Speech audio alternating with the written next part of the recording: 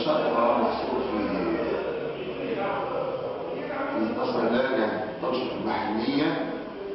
المشاريع هي نسعى إلى العناية بالتراث، وعندنا مشروع تكوين مسلك سياحي، ونسعى لإحياء ذاكرة المدينة، وتهتم بالتنمية عموما.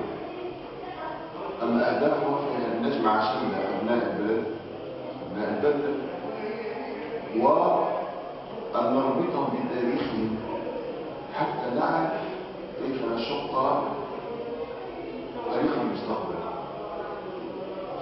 أما المشاكل فتقريبا مشاكل كل الجمعيات، وهي مشاكل التمويل. سنسعى بتدارك ذلك انطلاقا من توسيع القاعدة التي ونسأل الله تعالى التوفيق.